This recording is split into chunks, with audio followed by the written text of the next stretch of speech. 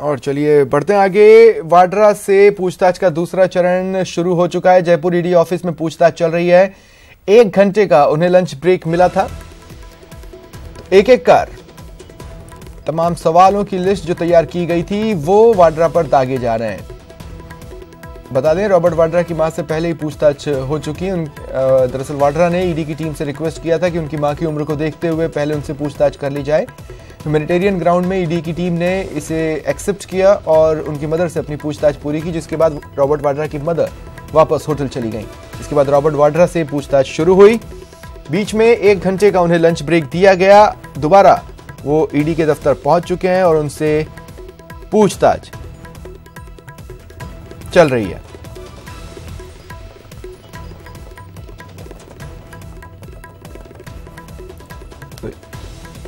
ED ने अब तक की जांच के आधार पर सवालों की एक लिस्ट तैयार की है जो उनसे पूछा जा रहा है, और साथ ही ये भी बताना चाहते हैं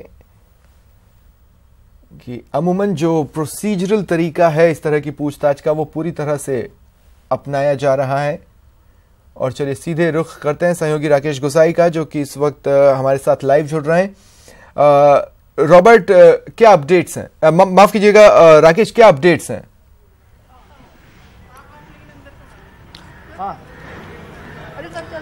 देखिए स्वप्निल, रॉबर्ट वाड्रा को ये दूसरे दौर की जो वार्ता है शुरू हो गई। तकरीबन 1 घंटे का टाइम उन्हें लंच के लिए दिया गया था। लंच करने के बाद वो अपनी माताजी के साथ में लंच किया और लंच करने के बाद वो सीधा वापस ईडी के कार्यालय में आ गए और ईडी कार्यालय जो कि दूसरी मंजिल पर है वहां पर उनसे वापस से पूछताछ करना शुरू कर दिया गया है। अहम मुद्दा ये था कि बीकानेर में जमीन विवाद को लेकर सबसे बड़ी चीज है। मेरे साथ में बात करने के लिए मेरे सीनियर साथी हैं भवानी सिंह जी। सर, बीकानेर वाली जमीन को समझना चाहते हैं कि ईडी किस तरीके से ईडी के परिप्रेक्ष्य में ये पूरा वाकया आया और किस प्रकार से अब रॉबर्ट वाड्रा से सवाल जवाब हो रहे हैं।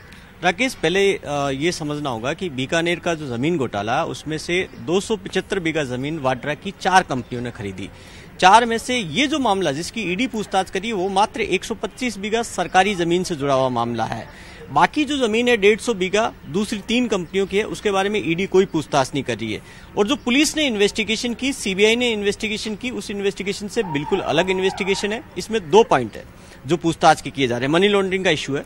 इसमें यह है कि 125 बीघा जमीन जिनसे खरीदी थी, जो 2 बेनामी थे, नत्थाराम और हरिराम, 2 शख्स थे, उनके माध्यम से जो फाइनल जिसने जमीन खरीदी थी वो अशोक कुमार था। अशोक कुमार के नाम पर दोनों ने पावर ऑफ अटॉर्नी की, यानी कि जमीन जो बेनामी संपत्ति बेचने वाले थे वो फाइनली रजिस्ट्री हुई है अशोक कुमार के नाम।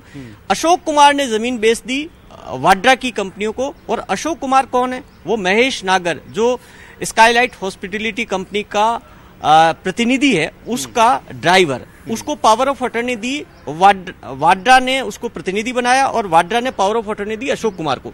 इस पूरे में जो चक्कर है उसके अंदर यह है कि अशोक कुमार बेचने वाला भी और खरीदने वाला भी।